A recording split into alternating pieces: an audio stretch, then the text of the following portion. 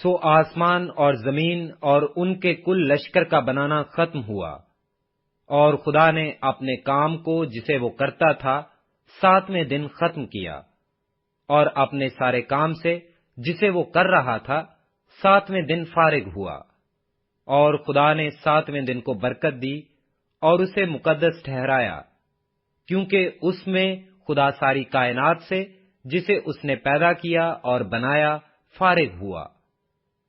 یہ ہے آسمان اور زمین کی پیدائش جب وہ خلق ہوئے، جس دن خداوند خدا نے زمین اور آسمان کو بنایا، اور زمین پر اب تک کھیت کا کوئی پودا نہ تھا، اور نہ میدان کی کوئی سبزی اب تک اگی تھی، کیونکہ خداوند خدا نے زمین پر پانی نہیں برسایا تھا، اور نہ زمین جوتنے کو کوئی انسان تھا، بلکہ زمین سے کوہر اٹھتی تھی اور تمام روئے زمین کو سیراب کرتی تھی۔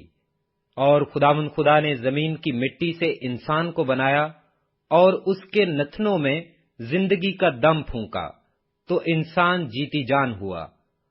اور خداوند خدا نے مشرق کی طرف عدن میں ایک باغ لگایا اور انسان کو جسے اس نے بنایا تھا وہاں رکھا۔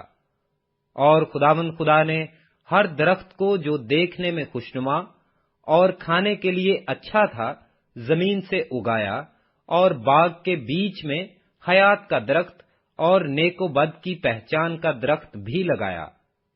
اور عدن سے ایک دریا باغ کے سیراب کرنے کو نکلا، اور وہاں سے 4 ندیوں میں تقسیم ہوا۔ پہلی کا نام فیسون ہے، جو حویلا کی ساری زمین کو جہاں سونا ہوتا ہے گھیرے ہوئے ہے، اور اس زمین کا سونا چوکھا ہے، اور وہاں موتی اور سنگے سلیمانی بھی ہیں۔ اور دوسری کا نام جیہون ہے، جو کوش کی ساری زمین کو گھیرے ہوئے ہے، اور تیسری ندی کا نام دجلہ ہے، جو آسور کے مشرق کو جاتی ہے، اور چوتھی ندی کا نام فرات ہے۔ اور خداوند خدا نے آدم کو لے کر باغ عدن میں رکھا کہ اس کی باغبانی اور نگہبانی کرے۔ اور خداوند خدا نے آدم کو حکم دیا اور کہا کہ تو باغ کے ہر درخت کا پھل بے روک ٹوک کھا سکتا ہے، لیکن نیک و بد کی پہچان کے درخت کا کبھی نہ کھانا، کیونکہ جس روز تو نے اس میں سے کھایا تو مرا۔ اور خداوند خدا نے کہا کہ آدم کا اکیلا رہنا اچھا نہیں، میں اس کے لیے ایک مددگار اس کی مانند بناؤں گا۔ اور خداوند خدا نے کل دشتی جانور اور ہوا کے کل پرندے مٹی سے بنائے، اور ان کو آدم کے پاس لایا کہ دیکھے کہ وہ ان کے کیا نام رکھتا ہے۔ اور آدم نے جس جانور کو جو کہا وہی اس کا نام ٹھہرا۔ اور آدم نے کل چوپایوں اور ہوا کے پرندوں اور کل دشتی جانوروں کے نام رکھے، پر آدم کے لیے کوئی مددگار اس کی مانند نہ ملا۔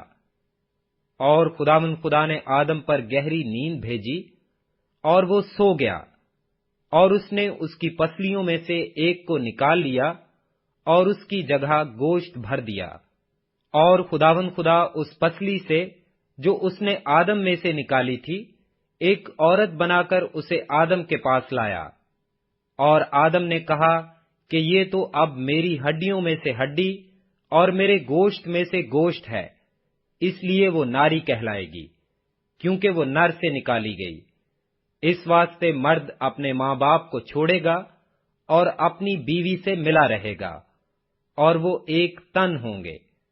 اور آدم اور اس کی بیوی دونوں ننگے تھے اور شرماتے نہ تھے۔